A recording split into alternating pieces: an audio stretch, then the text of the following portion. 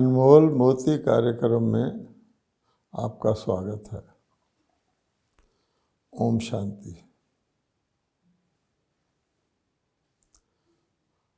मनुष्यों को ये पता नहीं है कि हमें भगवान के पास जाना है या भगवान को हमारे पास आना है। प्रायः अपने गुरुजनों के लिए, अपने बड़ों के लिए जब वे शरीर छोड़ते हैं तो यही कह देते हैं कि वो ज्योति ज्योत समा गए, परलोक सिधार गए, परमात्मा के पास चले गए,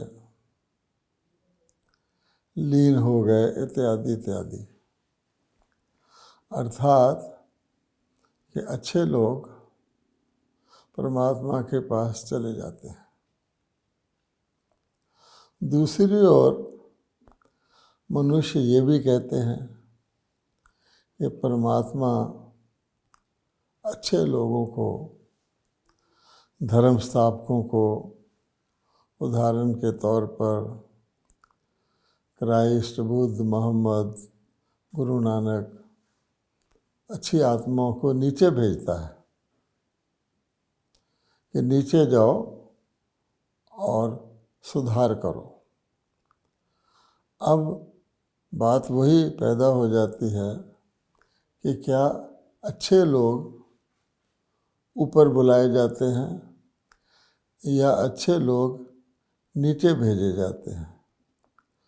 उसका भी कोई नियम मर्यादाएं हैं या हम वैसे ही भावना के वश मृतक को सम्मान देने वश कह देते हैं कि फलां व्यक्ति परलोक सिधार गया, ज्योति ज्योत में समा गया, भगवान के पास चला गया।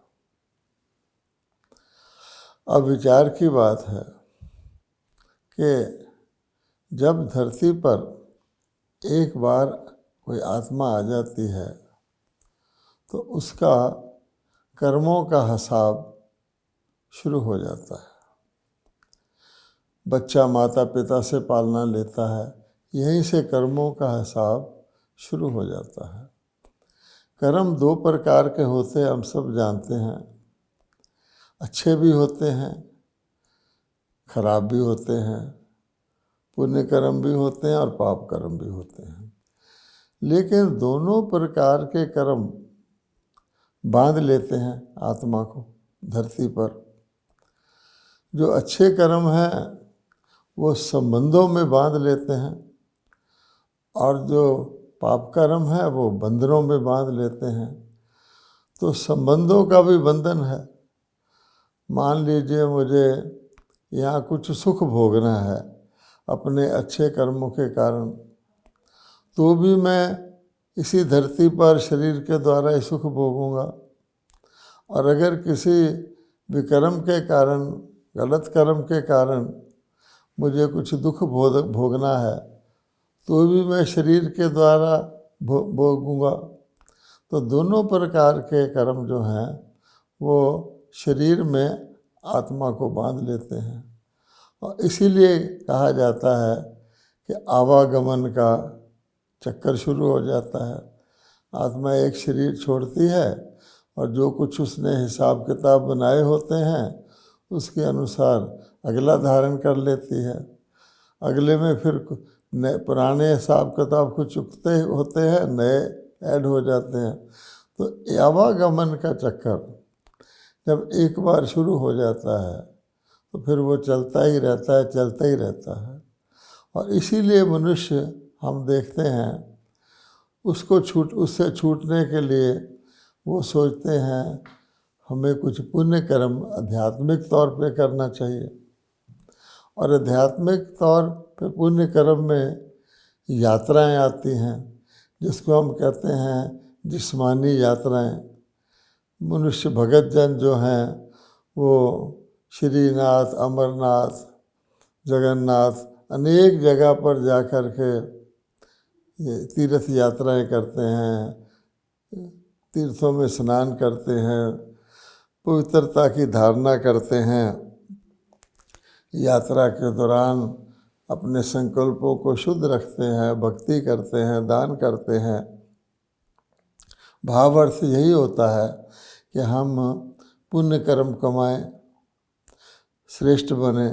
तो वो सोचते हैं कि इन यात्राओं के द्वारा हम दुनिया के कारोबार से, गृहस्थ के जंजाल से, व्यवहार से छूटेंगे और कुछ समय के लिए वो जाते हैं। और इस प्रकार की यात्राएं कई अपने जीवन में अनेक यात्राएं करते हैं। और अगर हम जन्म जन्मांतर को लगा लें तो सभी भारतवासी बहुत से जन्मों से, जन्म जन्मांतर से इस प्रकार की जिस्मानी तीर्थ यात्राएं करते आए हैं। यात्रा पर जाते हैं, उतना टाइम तो कुछ शुद्ध रहते हैं, पवित्र रहते हैं, फिर वापस आ जाते हैं। फिर कुछ सोचते हैं विक्रम इकट्ठे हुए, फिर यात्रा पर जाते हैं। तो ये जिस्मानी यात्राएं शरीर के द्वारा की जाती हैं। और इसके जो भी यहाँ पर किया जाता है वो भी शरीरधारियों के हिसाब से किया जाता है। जैसे मान लीजिए कोई तीर्थ स्नान करता है, उससे भी शरीर कोई धुलाई करता है, वो सोचता है कि शरीर में कुछ पाप वगैरह लगा हुआ है, वो उतर जाएगा। परंतु फिर भी मनुष्य ये सब कुछ करते हुए भी महसूस करते हैं कि हम यहाँ बंधन में हैं, और इसीलिए परमात्मा को पुकारते हैं, हे परमात्मा हमें लिबरेट करो, हमें मुक्त करो, हमें छुड़ाओ। अब अगर एक शब्द में जो भक्तों की पुकार है परमात्मा के लिए कि वो परमात्मा से क्या चाहते हैं, उसको हम यूँ कह सकते हैं कि कहते हैं हे भगवान हमें पतित से पावन बनाओ। और परमात्मा को भी पतित पावन के नाम से सब याद करते हैं। और मनुष्य सब कुछ कर सकते हैं, लेकिन पतित से पावन केवल परमात्मा ही बना सकते हैं। तो ये जो शब्द है पतित अर्थात बंधनों में फंसा हुआ, और पावन अर्थात बंधनों से छूट करके मुक्त होने वाला, जो बंधनों से मुक्त हो सके। तो बात सीधी हो गई कि परमात्मा ही मनुष्य आत्मा को पतित से पावन बनाते हैं, और उस समय जो कुछ वो करवाते हैं, विधि करवाते हैं, उसके ऊपर ही हमें ध्यान करना चाहिए। अब हम ये भी जानते हैं कि पतित से पावन बनने के लिए क्या हम परमात्मा के पास जाएंगे या परमात्मा हमारे पास आएंगे बनाने के लिए? पहला प्रश्न जिससे हमने आज की बातचीत शुरू की वो तो यही था। तो आप देखिए कोई मोटर ख़राब हो जाती है तो उसको गैरेज में ठीक करने के लिए जाना होता है, तो बिगड़ी हुई मोटर अपने आप तो गैरेज में नहीं जा सकती, उसको टो करके ले जाया जाता है। इसी प्रकार से जब आत्मा पतित बन जाती है तो वो फिर अपने आप तो परमात्मा के पास जाके वहाँ पावन बन नहीं सकती। उसके जो पंख हैं, पवित्रता के पंख हैं, श्रेष्ठता के पंख हैं, वो तो टूट चुके होते हैं। इसलिए सीधी बात है कि परमात्मा को ही धरती पर आकर पतित आत्माओं को पावन बनाकर उनको वापस भेजना होता है। ये बात समझने की है। और यही बात लागू होती है जो हम अन्य धर्म स्थापकों के लिए कहते हैं कि वो भी धरती पर आए, उन्होंने यहाँ आकर के अपने अपने धर्म स्थापित किए। ऐसे तो नहीं कि उनके अनुयायी ऊपर चले गए, वहाँ पर जाके उनको धार्मिक शिक्षा दी गई। तो ये जो पतित पावन शब्द है, इससे हमें पता लगता है कि परमात्मा धरती पर आकर के ही आत्माओं को, पतित आत्माओं को यहाँ विधि बता करके पावन बनाते हैं। अब प्रश्न ये पैदा होता है कि वो विधि क्या है। पहली बात तो ये है कि हम भारतवासी भाग्यशाली हैं, क्योंकि हम भारतवासी ये मानते हैं और यहाँ पर चिन्ह भी हैं, आसार भी हैं, पुराने यादगार भी हैं कि परमात्मा ने धरती पर आकर के पापियों का विनाश और साधुओं का उद्धार किया था। गीता के भगवान के यही महावाक्य सबसे ज़्यादा महत्वपूर्ण है कि मैं किस लिए आता हूँ। मैं संत साधुओं का, अच्छे पुरुषों का उद्धार और दुष्कृताम बुरे कर्म करने वालों की बुराई का खात्मा करने आता हूँ। अब ये बात होती है कि परमात्मा किस वक़्त आते हैं, क्योंकि जिस वक़्त वो आते हैं उस वक़्त ही आत्माएं जो उनकी मन वांछित इच्छा रहती है, भगत हमेशा परलोक और परम धाम को याद करते रहते भावना से कि हम किसी प्रकार से अपने प्यारे परम धाम में वापस चले जाएं, वो इच्छा पूरी होती है। तो भगवान ने ये भी कहा हुआ है कि ऐसे नहीं कि मैं किसी एक व्यक्ति के या कुछ एक व्यक्तियों के उद्धार के लिए धरती पर आ जाता हूँ, या किसी ऐसे समय में आ जाता हूँ जबकि अभी धर्म ग्लानि हुई ही नहीं है। उदाहरण के तौर पर परमात्मा नई सतयुगी दैवी सृष्टि की स्थापना करते हैं, उसके बाद उस स्थापित किए हुए सतयुग में तो नहीं आ जाएंगे।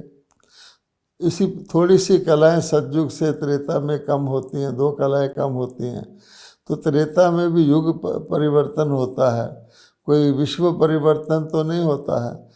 सतयुग के बाद त्रेता आता है, फिर द्वापर आता है, फिर कलयुग आता है। इस प्रकार से बीच में भी नहीं आ सकते हैं। फिर परमात्मा कहते हैं मैं तो सभी आत्माओं के उद्धार के लिए आता हूँ, और सतयुग, त्रेता, द्वापर, कलयुग के तक तो सारी आत्माएं धरती पर आती भी नहीं हैं। हम सब जानते हैं कि सृष्टि की आबादी धीरे धीरे बढ़ती है। सतयुग में थोड़ी आत्माएं होती हैं, फिर सतयुग के अंत में बढ़ती हैं, फिर त्रेता में होती हैं। सारी आत्माएं तो कलयुग के अंत तक ही धरती पर आती हैं। जैसे गीता में विश्व वृक्ष का उदाहरण भी दिया गया है कि कोई भी वृक्ष में सारे पत्ते पौधे में तो नहीं लग जाते, धीरे धीरे वृक्ष बढ़ता जाता है, उसके पत्ते बढ़ते जाते हैं, उसकी शाखाएं निकलती हैं, शाखाओं में भी पत्ते लगते हैं, उपशाखाओं में भी लगते हैं। तो कहने का भाव ये है कि पतित पावन परमात्मा के पावन बनाने का जो कार्य है, जो वो धरती पर करते हैं, उसका एक निश्चित समय होता है। वो वही होता है जबकि सारी आत्माएं धरती पर आ चुकी होती हैं, सारी आत्माएं अपनी सतोगुनी रजोगुनी अवस्थाओं से गुजरकर तमोगुनी अवस्था तक पहुंच जाती हैं, और सारी आत्माएं ही इस पतित दुनिया में जैसे कलयुग है तो कलयुगी बन जाती हैं। तमो प्रधान दुनिया तमोगुनी होती है तो सभी तमोगुनी बन जाती हैं। वही समय होता है जब परमात्मा फिर पतितों को पावन बनाते हैं। अब पतितों को पावन बनाने के लिए और बना करके परमात्मा एक ही यात्रा एक ही समय कराते हैं, जिस यात्रा के नाम पर या जिस यात्रा की स्मृति में मनुष्य मात्र जो है वो जिस्मानी यात्राएं जन्म जन्मांतर से करते आए हैं। वो जिस्मानी यात्राएं हैं, लेकिन परमात्मा आकर के रूहानी यात्रा कराते हैं। अर्थात ये उड़ान आत्मा की होती है, और आत्मा को यात्रा करने के लिए शरीर के द्वारा किसी तीर्थ स्थान पर जाने की, किसी और जगह जाने की आवश्यकता नहीं होती, क्योंकि आत्मा तो घर में बैठे हुए भी अपना कर्म करते हुए भी यात्रा कर सकती है। तो ये रूहानी यात्रा या आत्मिक उड़ान आत्मा करती है, शरीर नहीं करता है, और परमात्मा ही इसको सिखाते हैं। और ये यात्रा एक ही बार होती है, और एक ही बार काफ़ी है, क्योंकि इस यात्रा के बाद आत्माएं फिर वापस नहीं आती हैं। वो अपनी यात्रा यहाँ से लेकर वहाँ तक इस लोक से उस लोक तक करती हैं, अर्थात पतित दुनिया से निकलकर पावन दुनिया, शांति की दुनिया में चली जाती हैं और उसमें उसके बाद वापस नहीं आती हैं। इसीलिए उसको अंतिम यात्रा भी कहा जाता है। वो यात्रा सारे सृष्टि के कल्प के अंत में होती है, हर युग के अंत में नहीं होती है, क्योंकि कल्प के अंत में ही विश्व परिवर्तन होता है। हर युग के अंत में तो युग परिवर्तन होता है। इसलिए भगवान कहते हैं कि मैं युगे युगे नहीं, मैं कल्पांत कल्प कल्प में संगम युगे युगे आता हूँ, जबकि कलयुग का विनाश, कलयुग अर्थात पतित दुनिया की में बुराई का विनाश और आने वाले सतयुग की स्थापना मैं करवाता हूँ। तो उसको कहा जाता है रूहानी यात्रा, आत्मिक यात्रा। और क्योंकि वो यात्रा आत्मा करती है तो उसके लिए परमात्मा आकर के पहले आत्माओं को आत्मा का ज्ञान देते हैं। आप देखते हैं गीता के प्रथम चैप्टर में, प्रथम अध्याय में आत्मा का ही ज्ञान दिया गया है, क्योंकि मनुष्य आत्माएं जब शरीरों में आ जाती हैं तो सारा कुछ वो मनुष्य आत्मा के तौर पे शरीरधारी के तौर पे करती हैं। जितनी भी हम जिस्मानी यात्राएं करते हैं वो शरीर के द्वारा ही करते हैं। जिन स्थानों पर जाते हैं वहाँ भी हमको शरीरधारी पुजारी, पंडित इत्यादि मिलते हैं। जिन मूर्तियों को मनुष्य देखते हैं प्रायः वो भी शरीरधारी ही होती हैं, देवी देवताओं की मूर्तियाँ होती हैं। इसलिए वो सारा कुछ जिस्मानी होता है। और हम सब जानते हैं कि शरीर जो है वो नश्वर है और शरीर आत्मा बदलती रहती है, आत्मा का रूप नहीं बदलता है।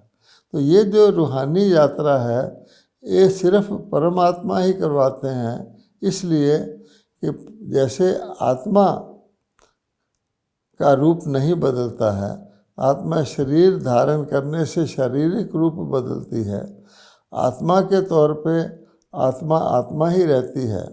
आत्मा बड़ी छोटी नहीं होती है, शरीर बड़ा छोटा होता है। तो जो परम आत्मा पतित पावन है, जो ये रूहानी यात्रा सिखाने वाले रूहानी पंडे हैं, परमात्मा के लिए तो खास जानने की आवश्यकता यही है कि परमात्मा का तो शरीर भी नहीं होता, इसलिए उनका आत्मिक रूप परमात्म स्वरूप, जिसको सदा शिव भी कहते हैं, उनका स्वरूप, उनका धाम, उनका कर्तव्य वो एक जैसा ही रहता है, वो बदलता ही नहीं है। इसलिए परमात्मा कहते हैं कि मैं आत्माओं को भी उनका जो अनादि और आदि आत्मस्वरूप है पहले उसकी धरती पर स्मृति दिलाता हूँ। फिर आत्मा इतनी की जो गति है, आत्मा की यात्रा करने की जो स्पीड है वो इतनी तेज़ है कि आत्मा एक संकल्प करके कहीं से कहीं पहुंच सकती है। आत्मा संकल्प करके अगर उसको परम धाम का, परलोक का ज्ञान हो जाए, एक संकल्प से परलोक में जा सकती है। लेकिन ये यात्रा ऐसे नहीं है कि यात्रा हमने सीखी, यात्रा को समझा और कर ली, क्योंकि इस यात्रा करने में भी बहुत अभ्यास की और बहुत प्रकार की जिसको कहते हैं डिसिप्लिन्स की, मर्यादाओं के पालन की आवश्यकता है। आप सोचिए कि अगर आत्मा जब धरती पर आ जाती है तो आवागमन के चक्कर के कारण एक जन्म के बाद दूसरा, दूसरे के बाद तीसरा, ऐसे जन्म लेती रहती है।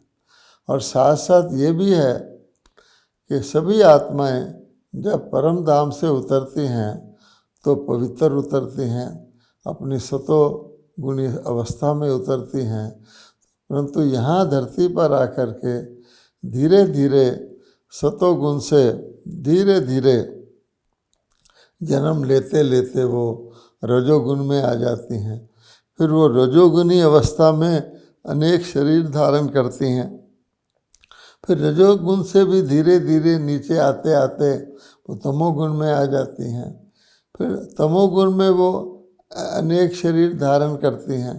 इस प्रकार से आत्माएं शरीर लेते लेते सतो से रजो, रजो से तमो वो वापस तो जाती नहीं है, क्योंकि पावन हुए बगैर आत्मा वापस जा ही नहीं सकती है। इसलिए भगवान को पतित पावन कहते हैं, वही आके पावन बनाते हैं। तो आत्माएं कमज़ोर हो जाती हैं।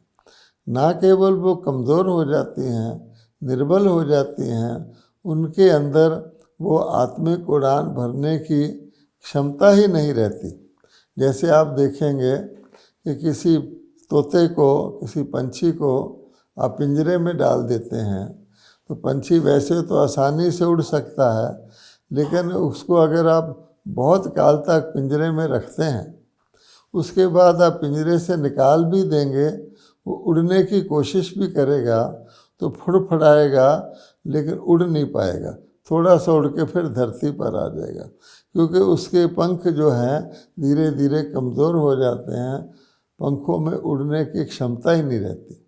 इसी प्रकार से जब आत्माएं आवागमन में आती हैं, अनेक शरीर धारण करती हैं, अब उनको अगर ज्ञान भी मिल जाता है कि तुम अनादि परम धाम के निवासी हो और आदि काल में तुम परम धाम से ही आए थे और पावन होकर तुमको परम धाम में भी जाना है, तो वो इतना जानने से परम धाम में नहीं जा सकती हैं।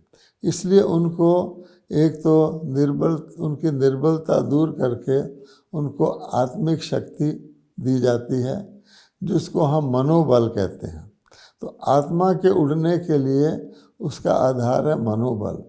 अगर आत्मा का मनोबल कमज़ोर है तो आत्मा उड़ नहीं पाएगी, और आत्मा का मनोबल जितना बढ़ता जाता है उतना आत्मा में अपने आत्मिक रूप में उड़ने की, अर्थात रूहानी यात्रा करने की क्षमता बढ़ती जाती है।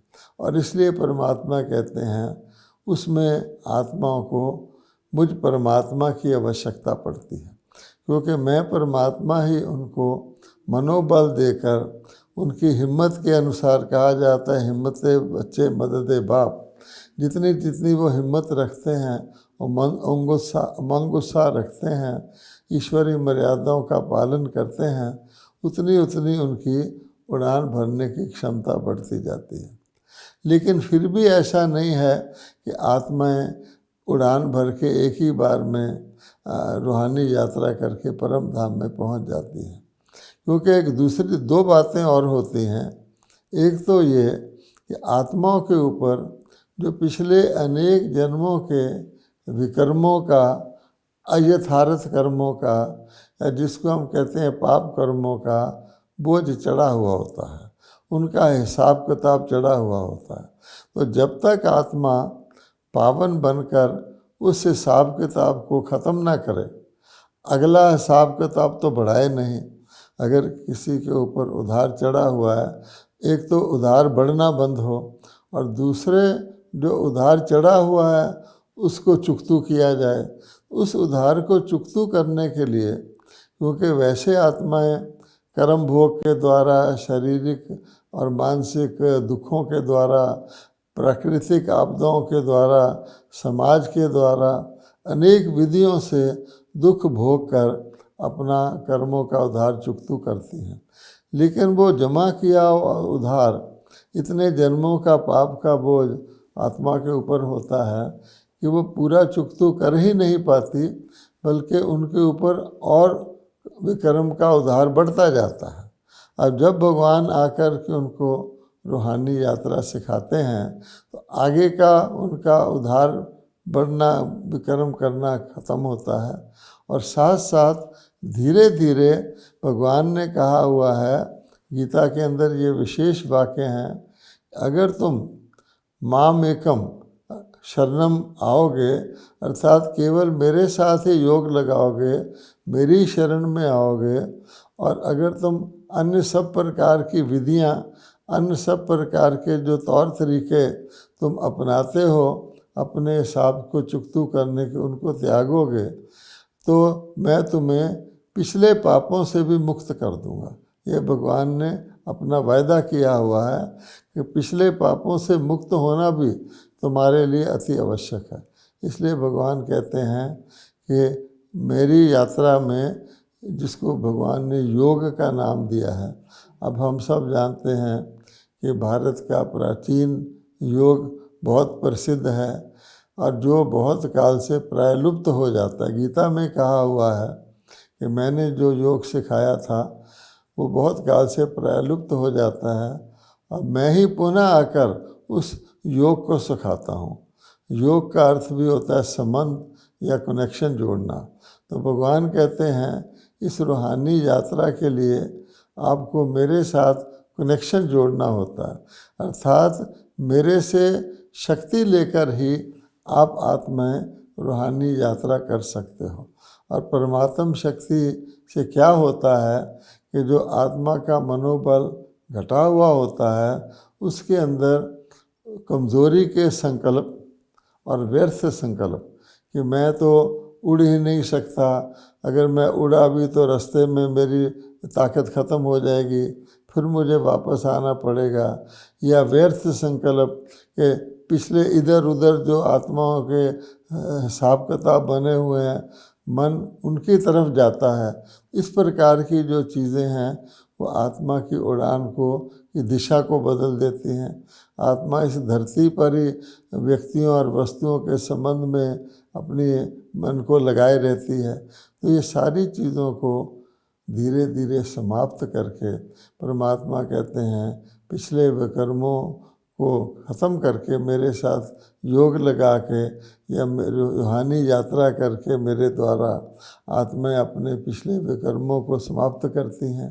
फिर भगवान कहते हैं लोग ये भी नहीं जानते, वो कह देते हैं कि फलाना परलोक से धार गया, परम धाम चला गया, फिर वहाँ जाके उसने क्या किया, क्या वहाँ जाके वो बैठा रहा, इस बारे में भी मनुष्य नहीं जानते हैं। तो भगवान कहते हैं कि परम धाम में आत्माएं शुद्ध होकर जब वापस जाते हैं उसके बाद फिर उनको अपनी अपनी शक्ति के अनुसार, अपनी अपनी श्रेष्ठता के अनुसार, सृष्टि का चक्कर तो चलता रहता है, अनादि है, अगले चक्कर में फिर उनको उसके अनुसार इस धरती पर अवतरित उतरना होता है। इसलिए भगवान कहते हैं उसके लिए भी उनको अपने अंदर गुण भरने होते हैं, अर्थात अवगुणों को ख़त्म करना, विकारों को ख़त्म करना, सर्व गुणों को धारण करना, संपूर्ण निर्विकारी बनना, ये कार्य भी इस रूहानी यात्रा के लिए पतित पावन परमात्मा सिखाते हैं और इसी को पावन बनना कहा जाता है। तो ये सारे कार्य करते हुए आत्मा फिर फाइनल अपनी यात्रा जो है वो करती है, अर्थात फिर वो एक ही बार अंतिम यात्रा करती है। वैसे तो शरीर छोड़ने पर भी लोग कह देते हैं अंतरिम यात्रा, कई दुकानों पर लिखा होता है अंतिम यात्रा की सामग्री, लेकिन वो अंतिम यात्रा शरीर की होती है, आत्मा की नहीं होती है। लेकिन आत्माओं की एक ही यात्रा, एक ही बार अंतिम यात्रा परमात्मा करवाते हैं, जिससे आत्माएं पावन हो करके परम धाम में चली जाती हैं और उसी को रूहानी यात्रा और आत्मिक यात्रा कहा जाता है, जिसके स्मृति या यादगार में मनुष्य अनेक जन्म से जिस्मानी यात्राएं करते आते हैं। जैसे अल्पकाल की, थोड़े समय की उनको जो भी वो धारणा करते हैं पवित्रता की प्राप्ति होती है, लेकिन सदा काल की प्राप्ति एक ही बार रूहानी यात्रा के द्वारा होती है। और वर्तमान समय वो समय आ चुका है जबकि सभी आत्माओं का इस सृष्टि नाटक पे पाठ पूरा हो गया है। भगवान ये जानते हैं अब नया नाटक पुनः शुरू होने का समय है, इसलिए वर्तमान समय ये रूहानी यात्रा बहुत सहज उपलब्ध है और कोई भी इसको सीख करके अपना भाग्य बना सकता है। ओम शांति।